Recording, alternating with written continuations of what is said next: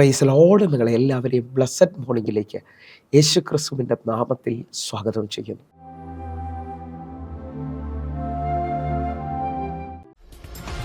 പ്രാർത്ഥിച്ചാൽ ഉത്തരമുണ്ട്, യാചിച്ചാൽ മറുപടിയുണ്ട്, മുട്ടിയാൽ തുറന്നിടും, ചോദിച്ചാൽ ലഭിച്ചിടും, അത് നിശ്ചയം. പ്രാർത്ഥിച്ചാൽ ഉത്തരമുണ്ട്, യാചിച്ചാൽ മറുപടിയുണ്ട്, മുട്ടിയാൽ തുറന്നിടും, ചോദിച്ചാൽ ലഭിച്ചിടും, അത് നിശ്ചയം. നിശ്ചയം നിശ്ചയം അത് നിശ്ചയം, വാക്കു പറഞ്ഞവൻ മാറുകില്ല. നിശ്ചയം നിശ്ചയം അത് നിശ്ചയം, വാഗ്ദത്തം തന്നവൻ അകലുകില്ല. പ്രാർത്ഥിച്ചാൽ ഉത്തരമുണ്ട്, യാചിച്ചാൽ മറുപടിയുണ്ട്, മുട്ടിയാൽ തുറന്നിടും, ചോദിച്ചാൽ ലഭിച്ചിടും, അത് നിശ്ചയം.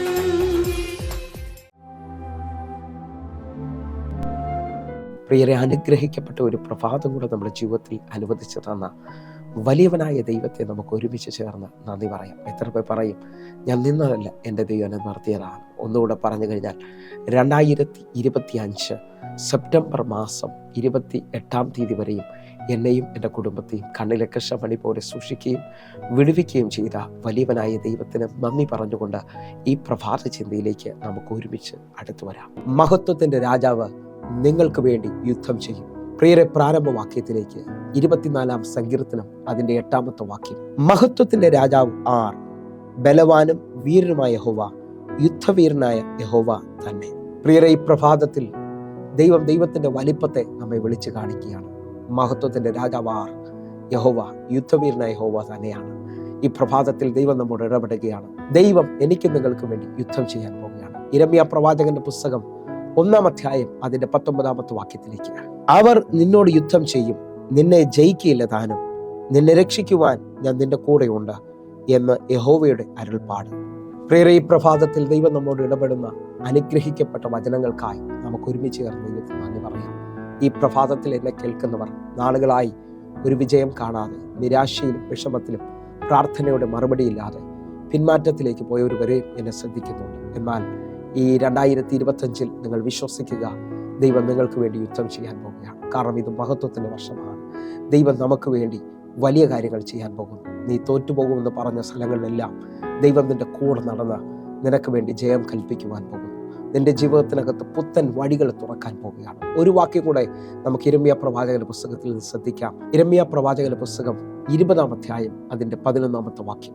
എന്നാൽ യഹോവ ഒരു മഹാവീരനെ പോലെ എൻ്റെ കൂടെയുണ്ട്, ആകയാൽ എന്നെ ഉപദ്രവിക്കുന്നവർ ഇടറി വീഴും, അവർ ജയിക്കുകയില്ല, അവർ ബുദ്ധിയോടെ പ്രവർത്തിക്കിയാൽ ഏറ്റവും ലജ്ജിച്ചു പോകും. ഈ പ്രഭാതത്തിൽ നാം വായിച്ചു കേട്ട വചനത്തിനകത്ത് ഒരു പദത്തെ ഒന്ന് റിലീസ് ചെയ്യാൻ പോവുകയാണ്. യഹോവ ഒരു മഹാവീരനെ പോലെ നിങ്ങളുടെ കൂടെ എൻ്റെ കൂടെയുണ്ട്.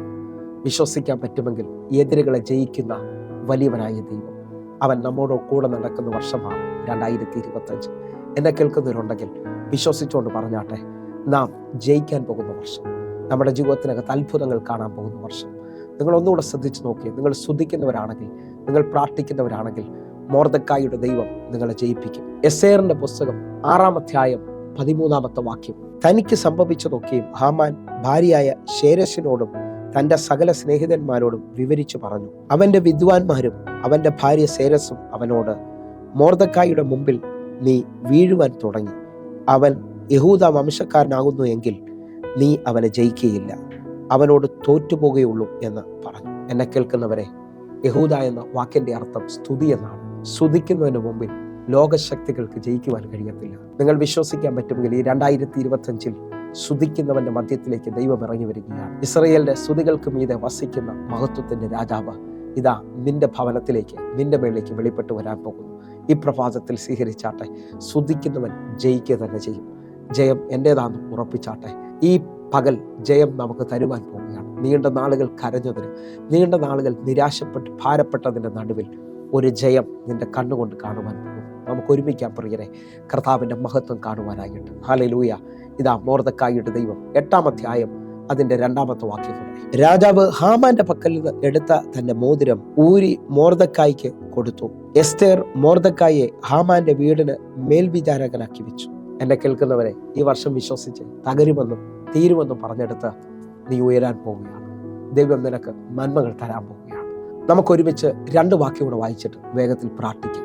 1 യോഹന്നാൻ 4-ാം അധ്യായം അതിൻ്റെ 4-ാമത്തെ വാക്യം. കുഞ്ഞുങ്ങളെ, നിങ്ങൾ ദൈവത്തിൽ നിന്നുള്ളവർ ആകുന്നു, അവരെ ജയിച്ചുമിരിക്കുന്നു, ലോകത്തിൽ ഉള്ളവനേക്കാൾ വലിയവനല്ലോ.